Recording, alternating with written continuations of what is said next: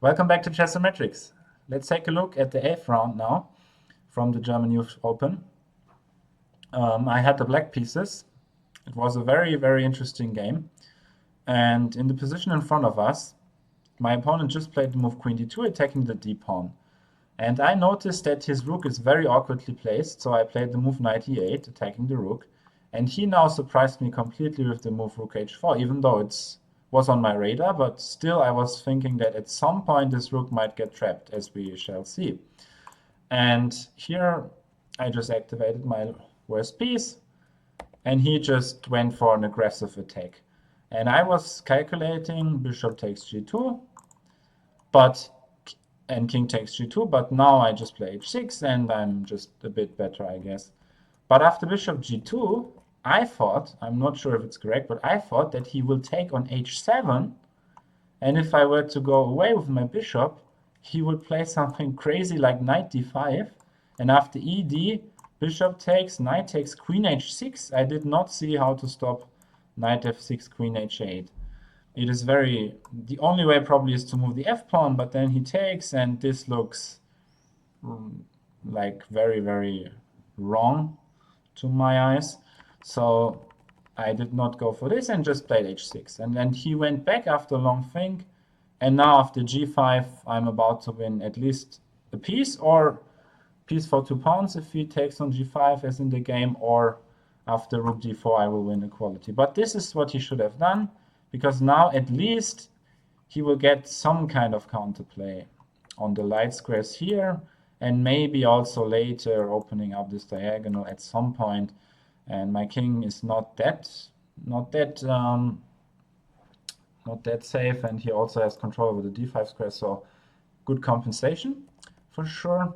But after g5 he took on g5, and after takes, I'm just winning here. And the problem is, this was a very critical moment. I took a lot of time, and there was a very, very interesting moment here that I took on g2, and my opponent wanted to recapture immediately, but then fought for 5 minutes longer.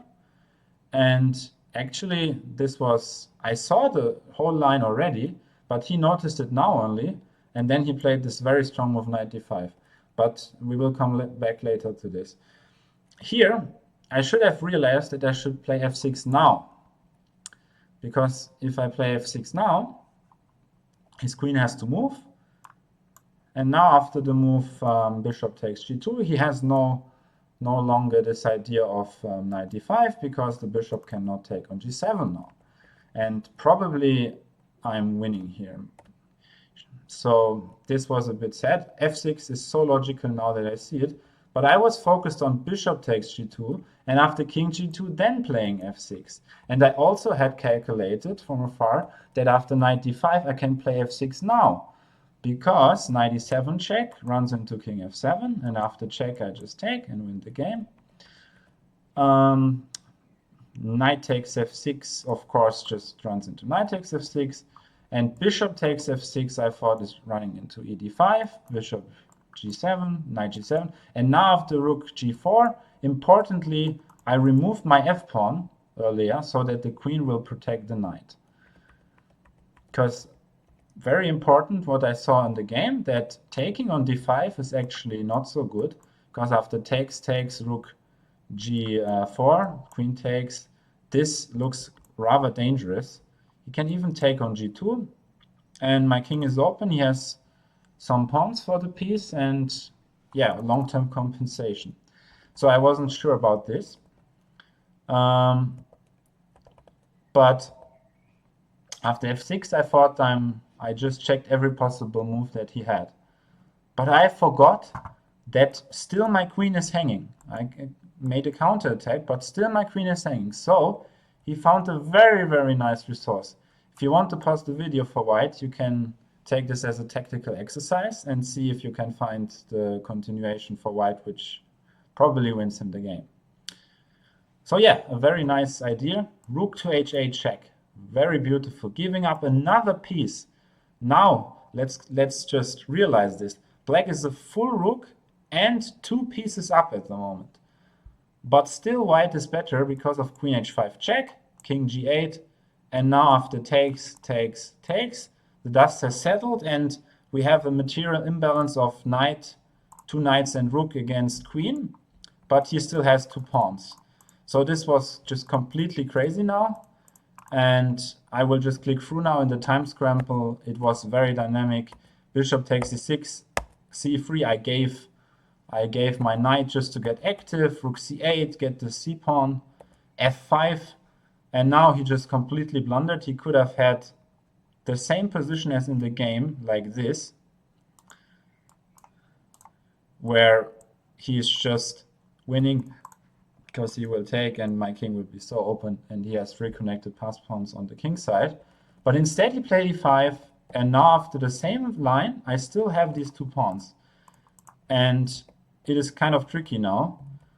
Should be good still for him, but then he made a big blunder now with b4, allowing this rook d2, bishop d4 resource. And if I had seen with 1 minute on the clock that king g8 actually makes a draw because of bishop d4, I would have played it, but I thought knight e7, activating the knight, and then playing like king e7, bishop d4. But the problem is, I'm not in time anymore. a4, king e7, and now a very strong move, queen e3, centralizing the queen, getting the harmony, and now the problem is not these connected pass pawns, as we shall see, but very important, the h and a pawns are extremely dangerous against the knight, as we know from the end games. And I will just lose the game now because of this h pawn. So it's very good technique by him. He pushes the pawns. I get a beautiful blockade. And imagine there would be an h pawn, or the h pawn would be missing from his side. Probably this is a draw. I would guess. This is at least my feeling.